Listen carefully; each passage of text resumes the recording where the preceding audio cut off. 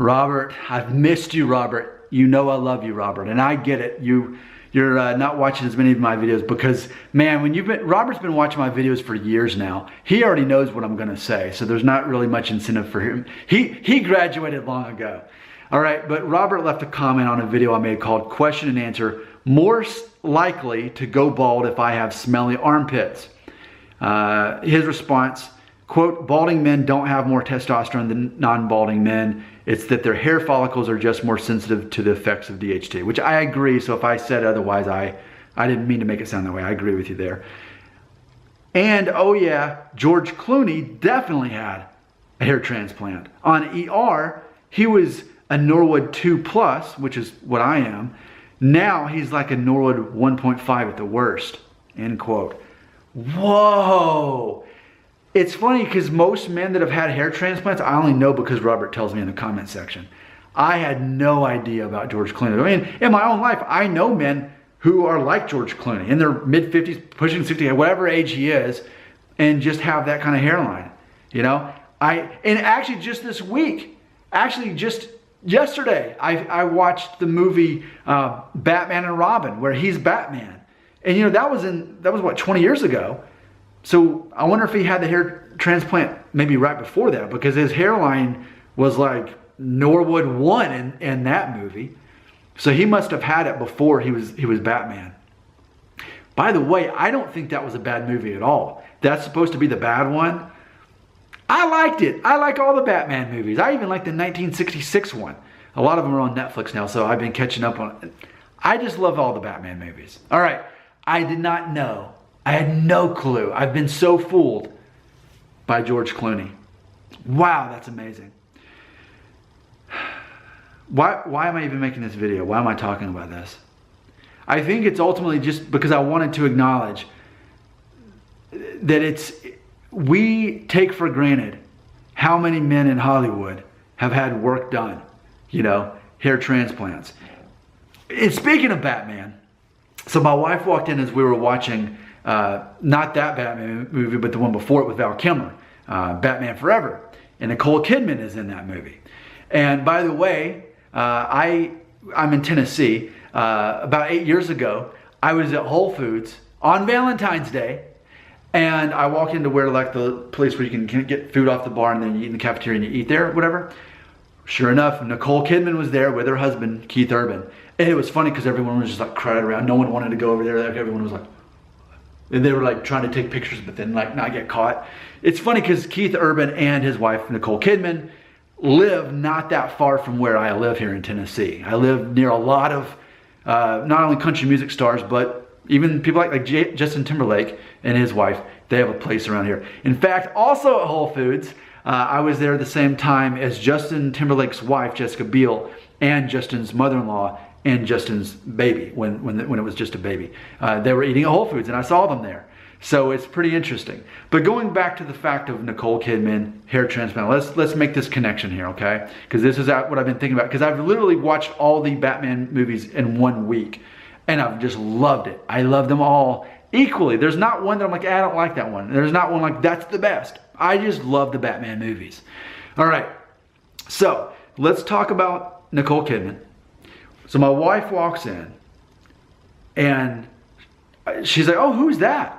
Like, as in to imply, what a beautiful woman. I say, that's Nicole Kidman. And she, made some kind of a comment like, well, she's a beautiful woman. To which I replied, yes, but she definitely has had some work done since then to look the way she still does, because she still looks, quite youthful.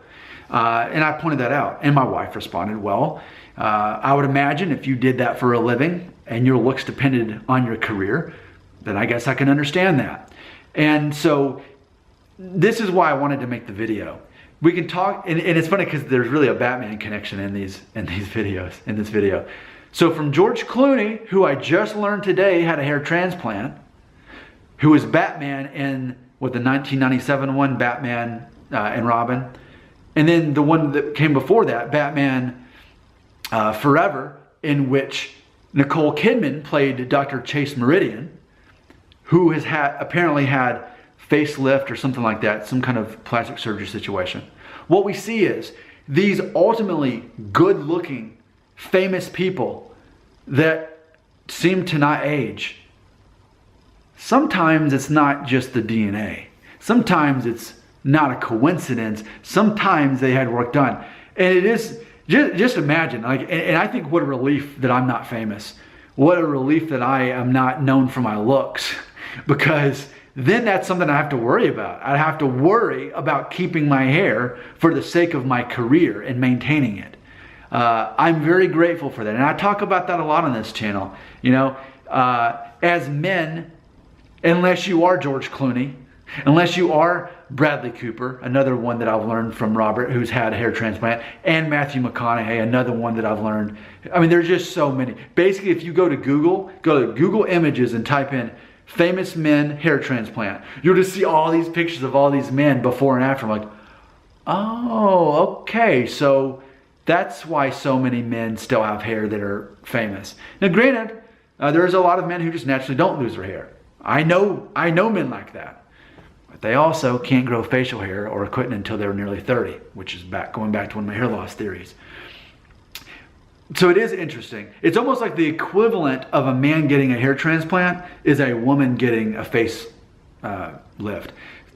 George Clooney and Nicole Kidman. I mean, it's that thing. It's like there's a feminine and a masculine version of both of those things. But just imagine, unless you're trying to be a famous singer or actor, you don't have that pressure, and you never will.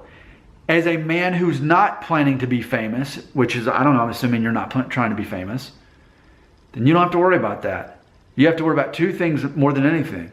And that is that you are a confident person, or at least that you fake it that you are. And then next is that you know who you are. You know what you're good at. You know what you're not good at. And you base your identity on that. That is what people need from you. They don't need you to look like George Clooney. So as for me, who knows? Maybe I'm about George Clooney's age as he was when he was on ER, and he was Norwood 2+, like I am now. You know, maybe.